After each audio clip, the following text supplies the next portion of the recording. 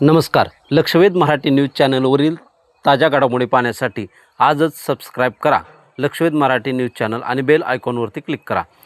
भोंदूबाबा मनोहर भोसले याच्या अडचणीत वाढ. भोंदूबाबा मनोहर भोसले याच्या विरोधात करमाळा पोलिसात लैंगिक अत्याचाराचा गुन्हा दाखल.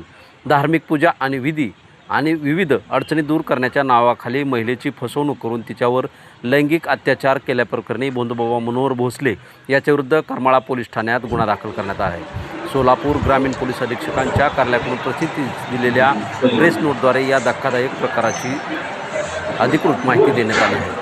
मनोहर भोसले याच्या विरोधात बलात्कार, फसवणूक, आर्थिक शोषण, धमकी देणे आणि महिलेस मानसिक त्रास दिल्याप्रकरणी हा गुन्हा नोंदवण्यात आलेला आहे. फिर्यादी महिलेने जानेवारी 2025मध्ये घरात पैसे यावेत आणि काम मिळावे म्हणून मैत्रीच्या सांगण्यावरून पुणे येथील वडाचीवाडी येथे मनोहर मामा भोसले याची भेट घेतली होती.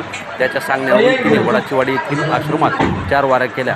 त्यानंतर आश्रमातील नाथबाबा यांनी पुढील 5वी वारी करण्यासाठी करमाळा तालुक्यातील गोटी येथे येण्यास सांगितले आणि त्या ठिकाणी मोठी पूजा करायची असल्याचे भासवले.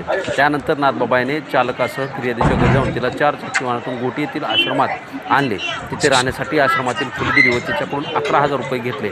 पहाटेच्या सुमारास मनोहर भोसले यांनी तिच्या खोलीत येऊन पूजेकरता तिला कपडे काढण्यास सांगितले. फिर्यादीने या गोष्टीला नकार दिला असता आरोपीने जबरदस्ती तिच्याकडून मंत्रोपचार करून तिच्यासोबत शरीर संबंध ठेवले आणि लैंगिक अत्याचार केला.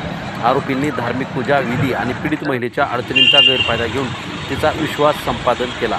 त्यानंतर विविध कारणे सांगत तिच्याकडून वेळोवेळी मोठ्या प्रमाणात आर्थिक रक्कम उगवली. या सर्व प्रकारामुळे पीडित महिलेने अखेर करमाळा पोलिसात धाव घेत फिर्याद दिली आहे. या प्रकरणी करमाळा पोलीस ठाण्यात गुन्हा रजिस्टर नंबर 466/2026 अन्वये भारतीय न्याय संहिता कलम 64(1), 318(2), 318(4), 351 व इतर कलमानुसार गुन्हा दाखल करण्यात आला असून पोलीस या प्रकरणाचा रीतसर तपास करीत आहेत. भोंदूबाबा मनोहर भोसले व त्यांचा साथीदार विशाल वाघमारे हे सध्या करमाळा येथे न्यायालयीन कोठडीमध्ये आहे.